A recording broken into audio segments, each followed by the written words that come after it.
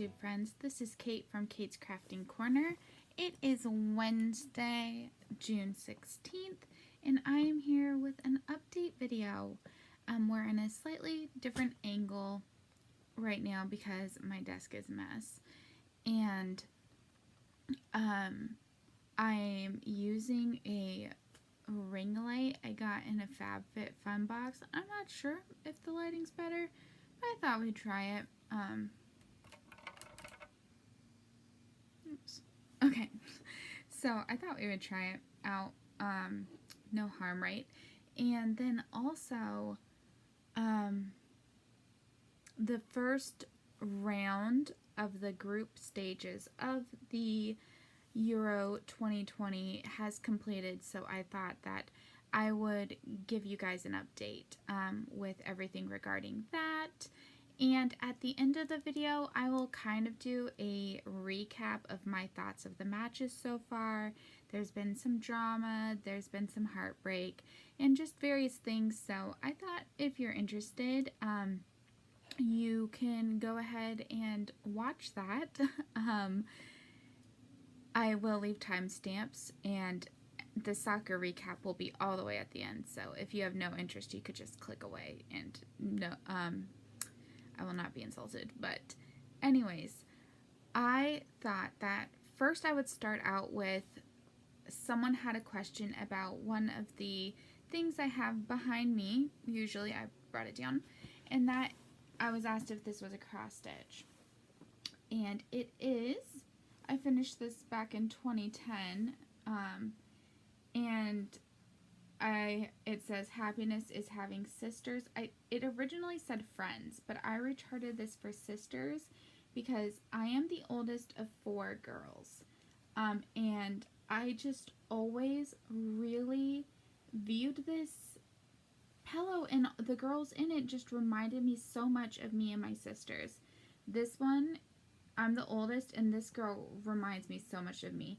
The longer hair like I have, and just this one really reminded me of me. This one reminded me of my sister Kirsten. She's the second, and she used to have her hair about that length. Her hair is curly. She definitely would be the one in a bikini. She just really reminded me of my sister Kirsten.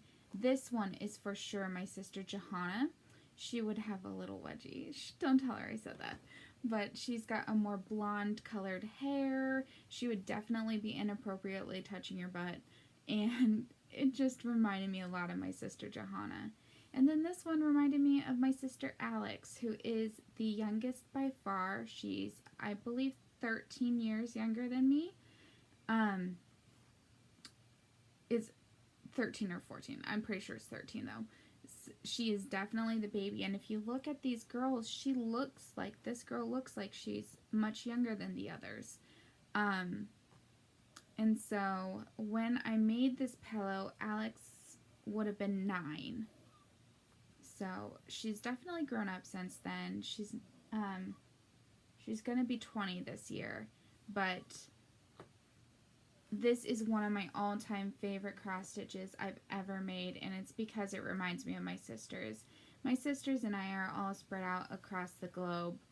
I live here in California. My sister Jo lives in Washington State. My sister Kirsten lives in Germany, but she's about to move to England for school. And my sister Alex lives in Singapore. So we're all really, really spread out across the world, and having this as something I can see frequently just brings me a lot of joy, and I just love this piece so much. So it was a dimensions kit, and one of the first whips I ever fully completed. Look at all of those French knots, like French knot nightmare, but I love this piece so much. So I believe the kit is called Happiness is Having Friends. But anyways, yeah. So I thought I would share that. There's only one piece I worked on this week that was not one of my, not FIFA, UEFA soccer projects. And that is, I did about 200 stitches on Lady of the Flag. I did it so that I could finish my goals on her and then take her off of the stand. Oh geez. My magnets caught together and now I'm missing the back of one. So that is fantastic. I got this poster board so I could show things better.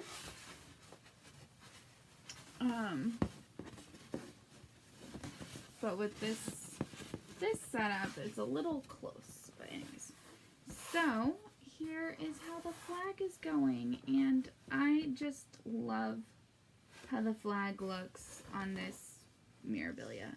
I think it's so beautiful, majestic looking. Just gives me all of the nice patriotic feels of being proud to be an American. So yeah, I really like Lady of the Flag. But she is going away for a little bit. So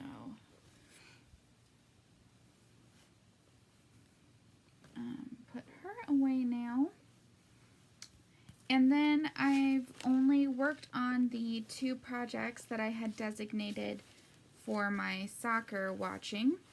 And I have made some really good progress on them both. I am really happy.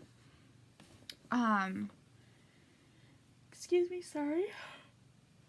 So, like I've mentioned, there have been 12 matches so far. I have watched all of them. A couple of them I had to watch after, so not live.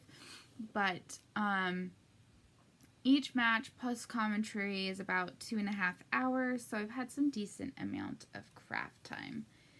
And because of that, I made some pretty good progress on my Around the World in 80 Stitches piece. So, here is where I am at.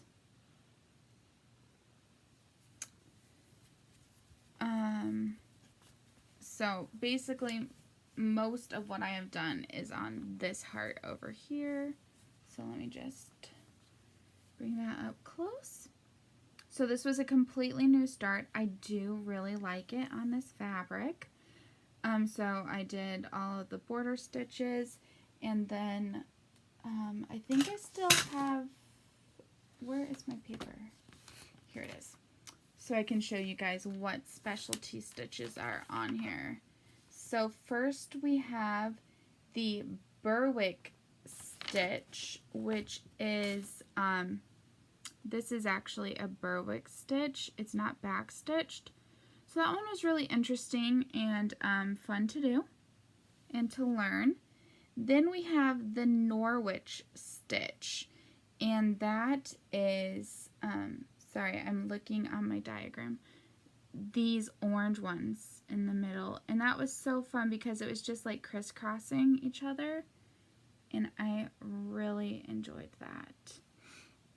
And then we have some ray stitches, metallic, back stitching, let me see it, eyelets, lazy daisies. And I'm actually really happy with how my lazy daisies turned out. I think they look really nice. So, really happy with that. On the other heart, on the other side, I've just barely started. So I did the whole outline. These are Scotch stitches. So you go diagonal like this to make a square. And then I am just starting what is called a Lindisfarne stitch. And I'm going to show the diagram for that, because you start off with this middle component, then you do raise out in a different color before outlining it and backstitch in a further color. So this one is gonna take a while to complete all those stitches, but it's really enjoyable. So I am loving this project so much, and because of it, I have not been doing the quilting that I'm supposed to have done for my anniversary present. So after filming this, I'm gonna work on that for about an hour, I guess, before the first game of round 2 matches begin. So that's gonna be a thing.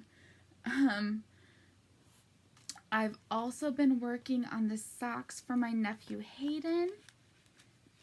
It is a free pattern called Ribbed Socks for Kids from Spud and Chloe, and the designer is Susan B. Anderson. So they're just ribbed socks like that. I texted my sister last night to ask her about how long she would want the leg of the sock to be. Because some kids like socks that are longer, some like that are shorter. This pattern called for 4 inches, and I was just about there when I texted her. And she said that she thought that he would really love it if, because my nephew loves soccer, if we made it soccer sock length, which is significantly longer. So I had her measure him from just below the knee to his ankle, and that came to be between 8 and 9 inches. So I'm going to be probably aiming for about 9 inches. And so this is where I am at on that sock. It's less green than I thought it would be, but my sister said that blue is his other favorite color right now. So I think he'll really like it. And I've been using some light bulb markers. Every 10 rows I put one in so that I can make the second sock the same identical length. So I'm really enjoying how these are turning out. I've hardly spent any time on them. If I work on them, it's usually during the commentary between games, and even then, I've been so addicted to the Around the World that I haven't been. But I've been really enjoying this. It's such a simple pattern. It's knit 3, purl 1 all the way around. And so it goes fast, and it's really enjoyable.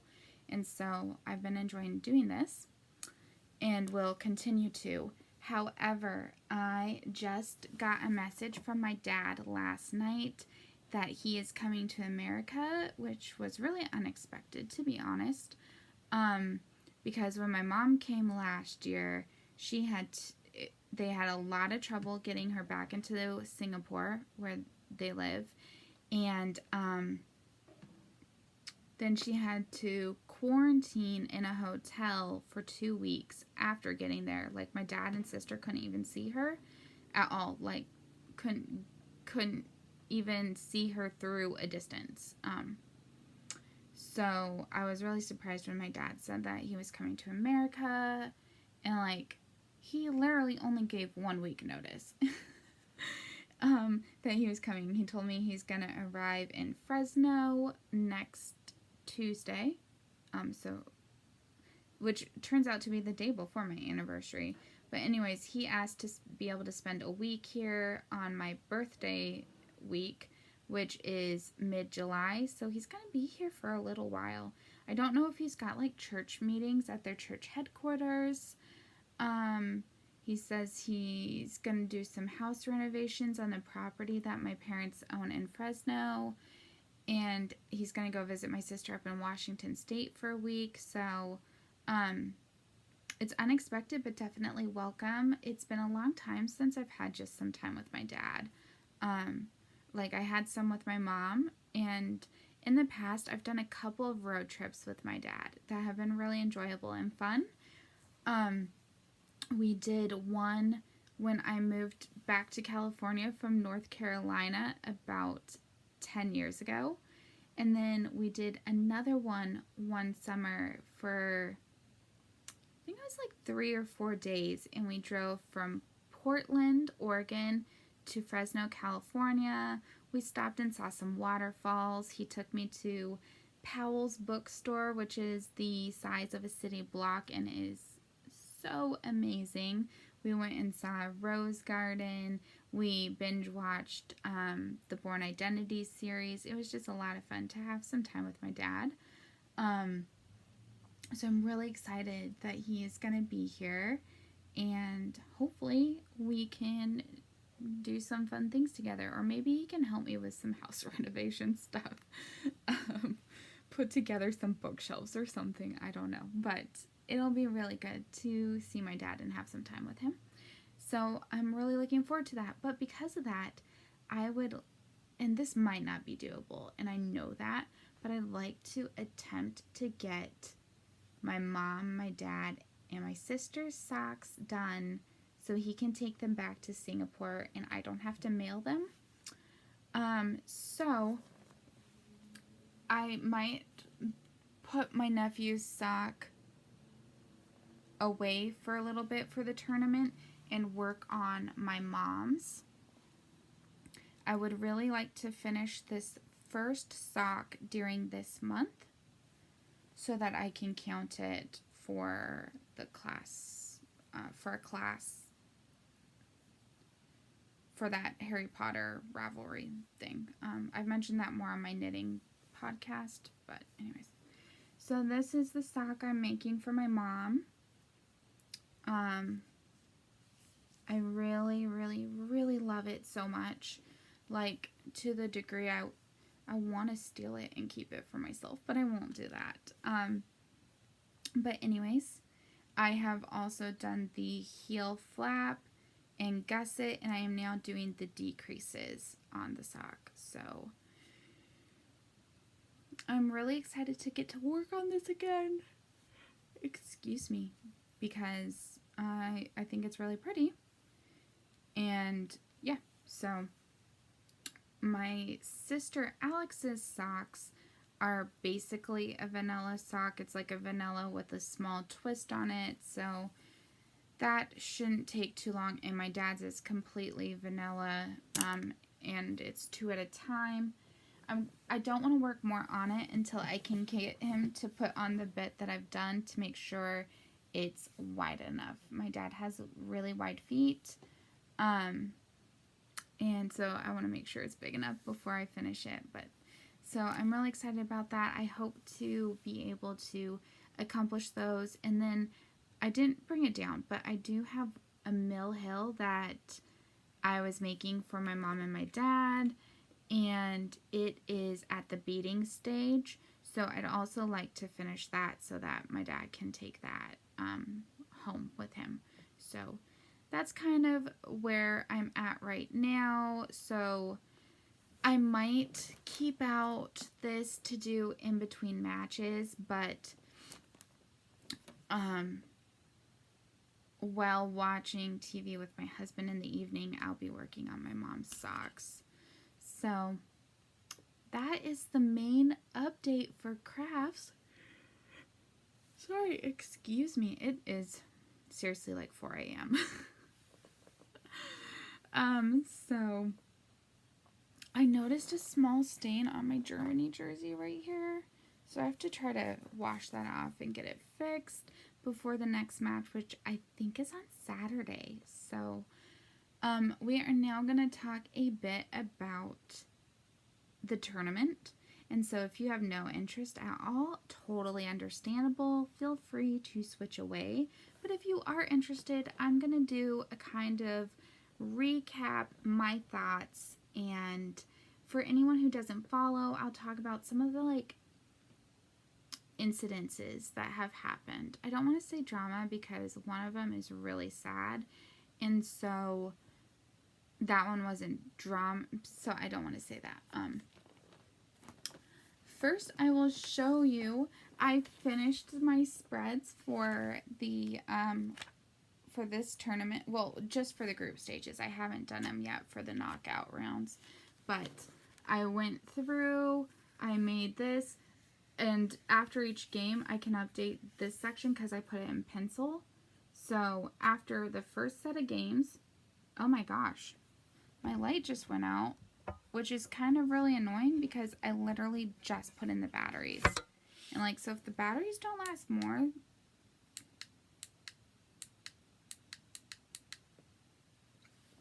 maybe it just auto turns off after so long, which isn't great because I'm using it for filming, not for selfies. It's supposed to be so you can clip it onto your phone for selfies, but whatever, I'm using it for filming. Anyways. So, each match day for each group. Excuse me. Groups are made up of 4 teams, so there's 2 matches. In Group A, the first match was Turkey versus Italy. Nothing really controversial there. It was a good game. Turkey held out for as long as they could, but Italy in the end did better. Wales versus Switzerland came out 1-1. And that one is really interesting. I was rooting for Wales, but the Switzerland team are really good. And in my... Oh my gosh. I should have looked things up before making my personal predictions because I did not take any rankings or any players into consideration. I went with what I wanted to happen and a little bit of backgrounds of teams I know typically do well. So my predictions for this group is that Italy gets first place. Then I put Wales not because I actually think that they will get second place, but because I want them to. I do really like the Welsh team. Then I put Switzerland and then Turkey. But I think that Turkey might actually be better than Switzerland. And so if I was being completely realistic, it should probably go Italy, Turkey, Switzerland, Wales. But I really want Wales to progress, so that was my prediction. At present, the rankings in this group is Italy, Wales, and Switzerland are kind of tied, and then Turkey. Group B is where we came to the first problem. So the first game here was Denmark versus Finland, and you may have seen this because it made the news all over the world. But around the 42nd minute, one of the Denmark players, Christian Eriksen, collapsed onto the field. He had had a heart attack, and they had to use a defibrillator and CPR to revive him. According to the medical staff, they had lost him for about 10 to 15 minutes before being able to resuscitate him. It was horrible to watch. It was really sad. You were really afraid that the worst had happened. So a Getty photographer did manage to capture a picture of him as he was being taken off the field that showed his eyes open. So that was reassuring that he hadn't died, but almost everyone thought he had, and it was so heartbreaking. He has since sent out messages from the hospital. They don't know why this happened. He hasn't had the coronavirus. No one's really sure why a 29-year-old fit player suddenly had a heart attack on the field, but they're running tests and stuff like this. Sadly, this could probably be the end of his playing career. This happened once in 2012 in a match in the British Premier League. I believe it was one of their cup matches. And that player never played again. And I believe in 2002 or 2004, a similar incident happened. And because of that, the medicals, they made changes to the rules so that when things like this happen, the medical staff can go onto the field without getting permission from the referee, and they carry defibrillators with them. So there was a player who lost his life due to this same incident that necessitated these changes in procedure and did probably save this player's life because of it. The captain of the Denmark team was quick thinking. He got him onto a position and made sure he hadn't swallowed his tongue and that his airways were open, and that helped it helped for when the medical staff arrived to the player, that they were able to more quickly begin CPR and start the life-saving things. The whole Denmark team created a circle around him to block him from view of the cameras as respect for his privacy, but the players were crying. Even the Finnish players and Finnish fans were really noticeably upset and crying over the whole incident. The first person to actually have noticed that he had collapsed on the field was a Finland player who motioned to stop action and for the medical staff to come on. And it was incredible to watch, which gets to a little bit, you could say, drama of the whole situation. And that was that instead of rescheduling this match, which I believe would have been the best thing, they postponed it for 90 minutes, and then the players had to come out and play. Depending on which reports you read and who you want to believe, they were given the choice to continue play that night or to come in early the next morning to finish the game. Or, according to an ex-player from the Denmark team whose son is their goalkeeper, they were also given the option to take a 3-0 loss, which in a tournament basically means you're out. It's hard to come back from that kind of a loss, especially when Finland were the easiest group in the game. But anyway, so 90 minutes after the whole incident, they had to come out and finish the game. As they were doing a short warm-up before restarting, there were players that were crying. They were crying as they attempted to warm up. And I think the fact that UEFA made them continue that match and didn't give them a day, 24 hours at least, to mentally recuperate, I think is unpardonable. It is unhumane. Apparently, there's policies in place right now that if there's a COVID scare, there's a 48-hour that the match doesn't happen for 48 hours. And I think the fact that a player basically died on the pitch before being resuscitated in front of his teammates, and you can't postpone it for 48 hours, is unpardonable. It really is. Finland did go on to win that game 1-0, which was not the expectation from anyone. And that is not also what the lead-up play would have indicated happened. I don't think that the outcome was fair. I don't even think it was fair to Finland, they did win the match, but their players were shaken too. They also witnessed the same thing. And so I am really, really disappointed with UEFA that this happened. And yeah, that's what I have to say on that. The other match that happened in that group was Belgium versus Russia. And they were affected by this whole incident too, because their match was scheduled to be right after the Denmark-Finland game, and there are several players on the Belgium team who are club-level teammates with the player who had collapsed. And even though Belgium did go to win that game 3-0, which was a deserved victory, it's still almost like those two games should have been rescheduled. And I understand that there's money involved because TV rights are sold and all that kind of thing.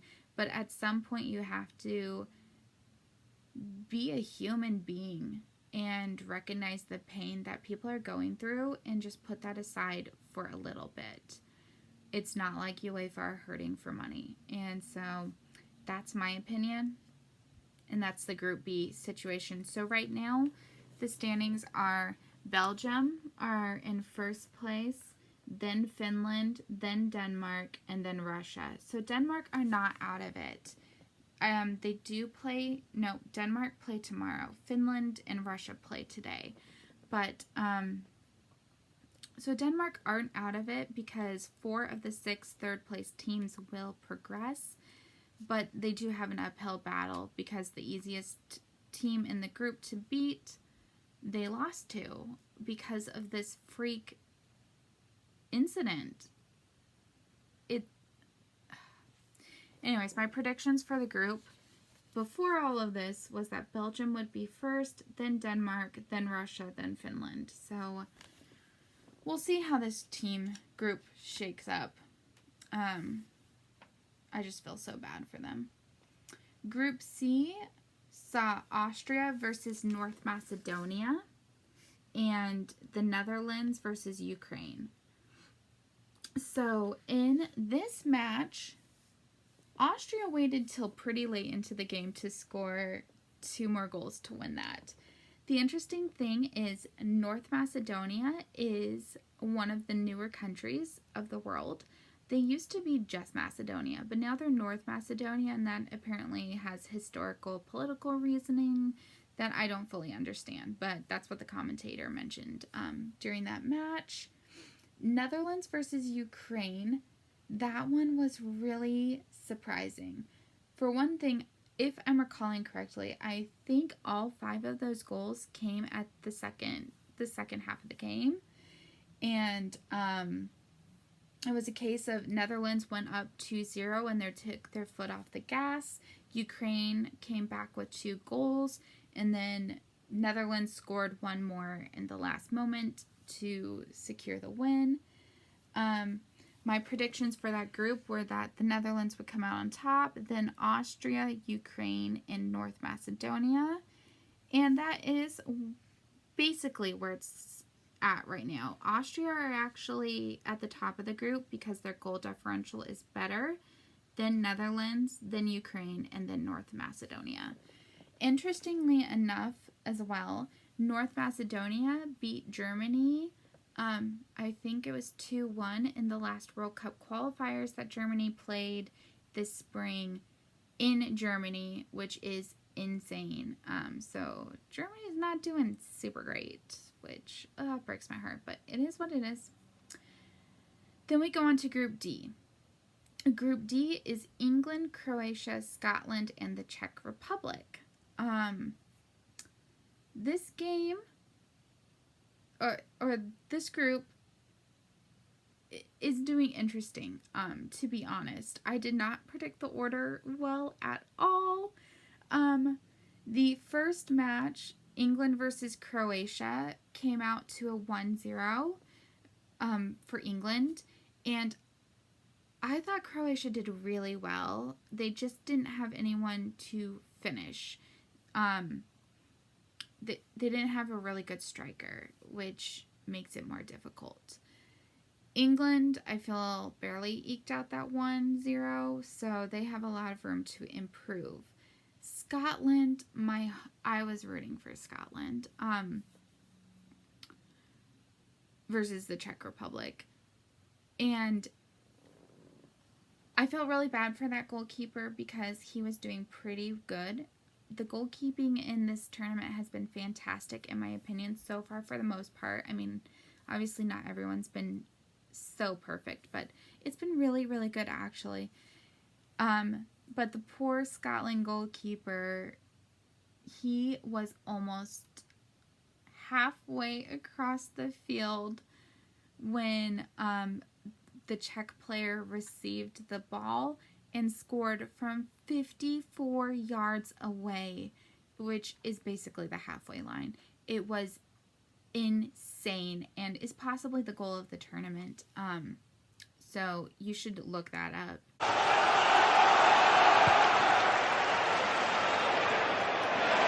Hendry will try his luck again, but now it's Schick from range! It was so crazy. And I felt so bad, but I mean, that was the nail on the coffin for Scotland in that match. They basically couldn't come back from that.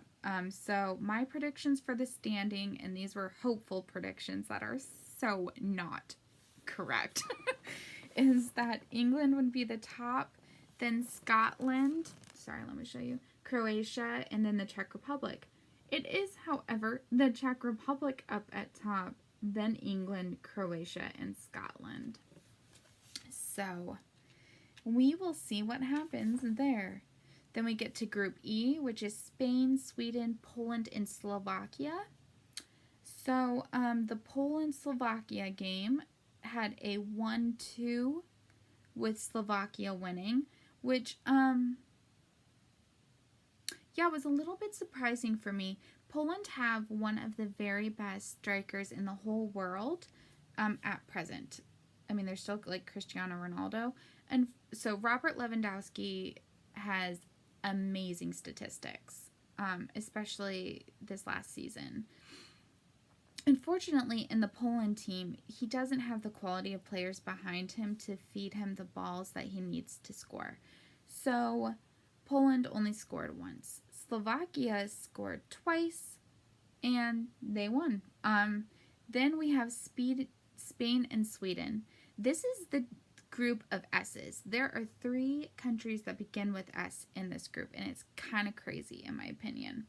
But Sweden, I have to say, I was very impressed with their defense. Their goalkeeper was on fire in this match, and the game ended 0-0. And the possession statistics, I think Sweden was only in the 20% possession. There was a point where they had only had 9% possession, and the commentator was joking, like, is that just kickoff? They were very much defense-minded. They knew Spain would control the game, and their entire game plan was basically to just stop them. And they did. They did it amazingly. Their center backs were, apparently they're really tall. They're very good. And they had a couple very good goal-scoring opportunities, Sweden did, but they didn't finish them. And I think that they were okay with that. I think that was part of their game plan, was if they got an opportunity to try, but for the most part, keep everyone back to defend. And that can be a risky strategy, but it paid off for them. And I think that there's a good chance that Sweden progresses from this group. So my initial predictions for this group were Spain on top, Sweden, Poland, then Slovakia. Right now, the order is Slovakia, Spain, Sweden, Poland. So it will be really interesting to see how this group shapes up after the second round. Yeah.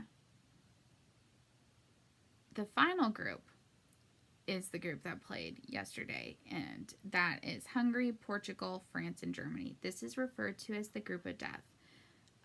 Because France are rated in FIFA rankings number 2, Portugal is ranked number 5, Germany is number 12. These are all high-ranking groups. France won the last World Cup. Portugal won the last UEFA Cup. And Germany won the World Cup before that. I mean, these 3 teams do not belong in the same group. It is insane that they are in the same group, and that is why it is the group of death. So, the first game this morning was Hungary versus Portugal, and I was texting back and forth with my dad during that game, which was a lot of fun. I thought Hungary played very well. I was really impressed. They defended well. All 3 goals happened in the last 10 minutes of this game. They were awarded a penalty I didn't think Portugal should have been awarded, and the commentators that I was watching also didn't think it should have been awarded.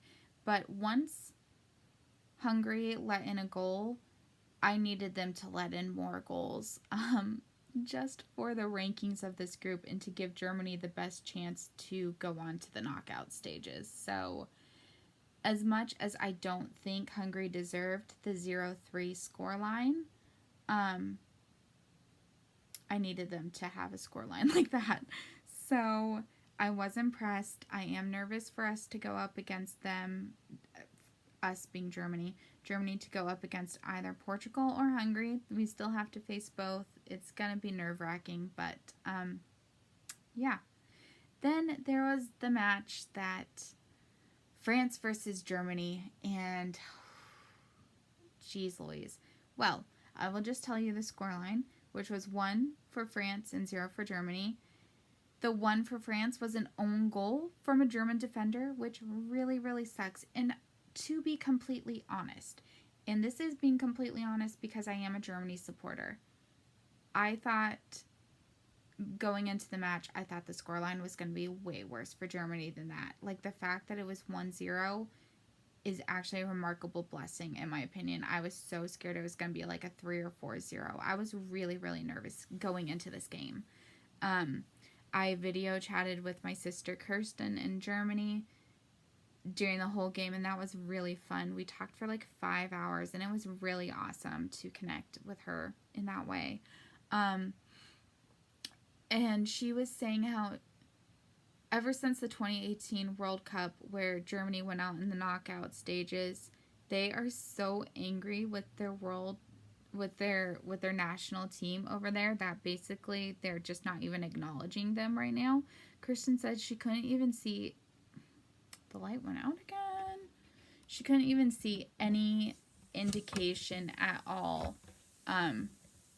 over there in Germany that there was even a match being played today. Like, normally there's announcements and the matches being displayed in all these places and in other stadiums and stuff like that. And she didn't see any indication that there was even going to be a game. So the German public are very upset with their team right now. And to some extent, I get it. But to another extent, like, come on, get behind your players. So, it's disappointing that Germany conceded that goal. The fact that it was an own goal really, really sucks.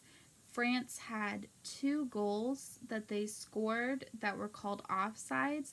And to be honest, for being supposedly the second best team in the world, I was not impressed by France to the degree that you should be by a second ranked team, like a team ranked number 2. I was more impressed by other teams that I've seen so far in this league. Germany had several goal scoring opportunities that they should have maximized and didn't, so that's on them. But the fact that Germany did as well in this game as they did was hopeful to me as a German supporter, but also really disappointing in France. And people are going to say that France was clearly the better team in this game, and perhaps that's true, but they should have done a lot better than they did, in my opinion. So that's just my 2 cents. I am a German supporter, so we'll see. I am cautiously optimistic that we will be able to progress from the group stages, but I don't know. I will give you guys an update at the end of the second round of matches. But for now, I need to get this quickly edited and started to upload so that I can be ready for the match that's in about, what, an hour? Yep, an hour exactly. So I will talk to you guys later. Bye.